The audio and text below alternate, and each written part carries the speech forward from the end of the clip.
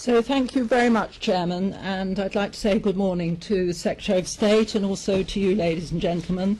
Very pleased to see you all here on this occasion when I'm launching, to use that rather grand word, a piece of work which has now taken place over something of a year, and it has been a lot of work, at times quite hard work, and I can only capture a relatively small proportion of what we discussed and found and are recommending in the time available. But I hope that I can give you enough of a flavour of what's in the report in order that you will feel it's worth at least reading the recommendations and perhaps thinking how they apply to your own work. So here's the title of what we were asked to do by the Secretary of State's predecessor, Mr. Lansley, and the balance between sharing information, particularly in the interests of the patient's well-being and care, and the privacy confidentiality issues raised by not sharing. So I think it's important to say that this has been quite extensive, and we didn't ever think that we'd be able to address all the questions with coherent answers within a year, but we have flagged some things that where we think there needs to be more work in the future. So this is what we did. We met citizens across England during the summer of last year, a number of patients, carers, service users and those who are their advocates. We also met organisations and charities, and we listened very carefully to what they all had to say. Some of them are here today, and I would like to thank them very warmly for their willingness to be frank about difficulties they'd encountered and ways in which they thought that the system could help them in the future. We were asked to build on the work that the Future Forum had done, and this is where the title of the review comes from, that the Future Forum had uncovered in its work during 2011 that there seemed to the members to be an imbalance between the sharing of information that was the patient's information about their health, about the care that they needed, in order to improve that, and the very real concern that both patients, the public and staff have about the confidentiality, privacy of that information. So we had a very clear remit and we followed it carefully. We were struck by the fact that there are other bodies that were working in this area, and we certainly didn't want to duplicate work given the limited time and the fact that, for instance, the Royal College of General Practitioners was already working with the Department of Health on the issue of patients' access to their health records. So no duplication was one of our mantras. Indeed, we had collaboration, and we worked closely with the Royal College of General Practitioners in order to see that the work that both organisations were doing was aligned in the patient's interest. And this applied to the Information Commissioner's Office. There were a number of bodies that we worked closely with in order to understand how they were approaching some of the issues and not repeat what was being done by them. So here's a brief summary of the support that we heard from the public. They do want more sharing of information, particularly if they appear at the hospital where they're being treated and cannot understand that the record of that treatment is not available to another group of staff with whom they're interacting. So there needs to be much more joining up, if you like, of systems so that this is available to those who are going to look after, treat the patient, give them social care in the future. There's also appreciation by members of the public that when their information is anonymised, it will be used for the public good.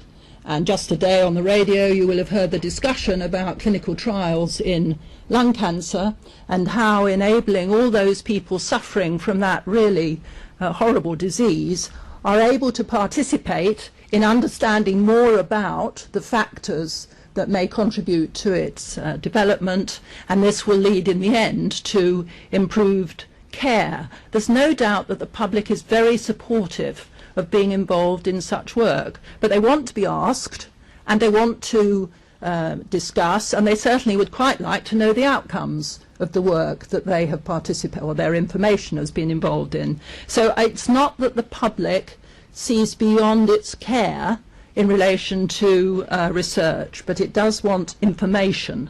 And as I say on this slide, there is antipathy to information being used for other purposes, like the running of the health service, unless they're aware of that happening and are able to discuss it with those providing their clinical care. So no surprises was another mantra for the patient in relation to their information. A lot of the focus of our work was on direct care of the patient. It seemed to us that that was where the issue about sharing had become rather out of kilter with confidentiality. We had quite a lot of discussion with social care staff, with patients about the status of social workers who are seen as part of the care team when that is their role in relation to the patient, and then that needs to be recognised. There is, of course, now a very important piece of work that has to be done in relation to integrated care between health and social care.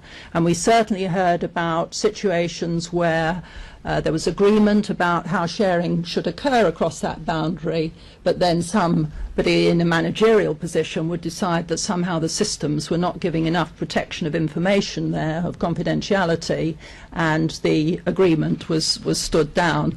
And people do not like that in relation to their own well-being and how they're looked after.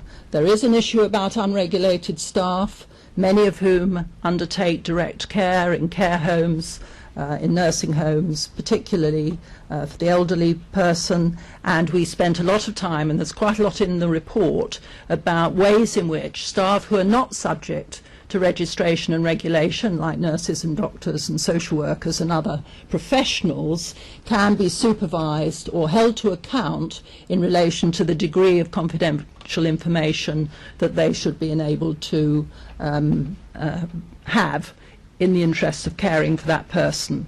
And we do think there's an important role for the regulatory and professional educational bodies for making sure that those professional staff are able to consider best practice in sharing. We were not in any doubt on the basis of the evidence that we heard that most people working in health and social care want the well-being of the person in front of them to be at the forefront, and they want to do their very best for that patient or service user. And I've now worked in the health service for rather more decades than I want to share with you, but certainly my experience is that that is very, very prevalent indeed. People do not come into the caring professions and then not do what is best for the patient or client. The problem is that the system in recent years, and I'm not going to attach blame to parts of the system, I don't think that's my role, but the system has made it more difficult for staff to enable that to occur.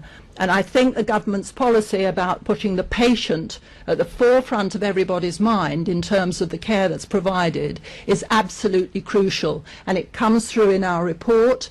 We think that if information governance could have been part of clinical governance and not on one side as a rather technical interest, that would have been a very good development. And what we need is staff in the system who are empowered to see this information governance as absolutely at the forefront of how they work with people. And it's up to the organisations in which they work to ensure that that happens. So there are a whole raft of recommendations in relation to that change of emphasis. And we heard some very moving stories about when the system does not enable the staff to fulfil that responsibility. And indeed, I'm very grateful to a person who came to talk to us in Birmingham, Mr. Price, who's here today, and who can tell you very movingly about when the system prevented him in his role both as a patient but also as a carer being able to do what he was wishing to do, but the system within the organisation, the trust concerned, did not allow that. Quite a lot of issues in the report on consent, because this is such an important area in relation to identified information for the individual, and also we contributed, this was one of the places where we did not duplicate work, we had a lot of interaction with the team that was responsible for the review of the NHS Constitution in terms of patients' rights and indeed their responsibility and staff responsibility in relation to information and how it was used. And here's a recommendation in relation to the National Health and Social Care Information System and their code of practice, which I gather is well underway to conclusion, and where it's extremely important that these principles are recognised in going forward. I've mentioned no surprises. We think there is a very big agenda for public education. We don't think at the moment the public is told nearly enough about how their health information, social care information is used, whether it be notices in general practitioners' surgeries or in outpatients. You can all think of a number of ways in which we do need to make sure that people have the information, can discuss it with those who care for them, and then are told about what happens to that information when it's stored in this paperless record that today's programme is about. And that reminds me that I wanted to say that I think the programme today is very impressive in terms of moving the discussion into the area of clinical and social care and away from the preoccupations which other people have quite rightly about the use of information, but which is not the preoccupation of the person coming to a service for treatment and help. There should be an audit trail for those people in relation to how their information has been accessed and by whom, and there's a strong recommendation in the report that this should be developed as quickly as possible so that those people who wish to know how their information has been examined within the systems, the trust, the primary care practice and so on, has been accessed and who has used it for what purpose. And the final recommendation there, of course, does come back to this organisational responsibility to make sure that information is clearly safeguarded. We think that this in secondary care should be a board-level responsibility to show its importance. There should be a member of the provider organisations board, one of the executives, with a clear responsibility for the whole set of issues to do with safeguarding of information and how it's shared. And this is, again, not a strength in all parts of the NHS and social care, and I'd refer back again to the question of integration between the two systems, and I think there are some interdepartmental issues there which I hope ministers will be able to assist with, because at the moment, with the new arrangements following last year's Act on Health and Social Care, it's clear that there is not, at the moment, effective interchange of information across that boundary, which for the individual's care and support is absolutely crucial. We have revised the so-called Caldicott principles. I'm very grateful to the Caldicott Guardians for the work that they've done on that whole area. We've added a new principle which reminds staff of their responsibility for sharing information, and we have changed the wording of the principle about responsibility for knowing the law, which we thought was rather a tough ask for most members of staff, but we thought that we would bring them into the 21st century. And I still have mixed feelings about there being principles out there with my husband's surname attached to it, but anyway, it seems to have stuck, and most people seem to know what Caldicott said in the 90s, and I hope they're going to take on board what Caldicott is saying in 2013. And here is just some thought that we had about what should happen if things go wrong. Information Commissioner has not yet found an organisation for sharing data. All the fines have been for loss, and we do think that the patient who is the subject of that loss should be told, there should be an apology, and the board should make it very clear what they're doing in order to prevent that happening again. And I hope that Secretary of State will see it in due course as a responsibility that perhaps could be taken on board in order to reassure the public. So here are one or two things that I think will make a difference. a tremendous agenda for training and education of staff in the care services, not just IG staff, I hasten to say. This is not a technical issue. The technical aspects underpin what we do with information and make sure that, as I've said already, it's at the centre of the work that clinical staff, social care staff do for patients and service users, and stronger oversight at board level. So why do we think we might make a difference?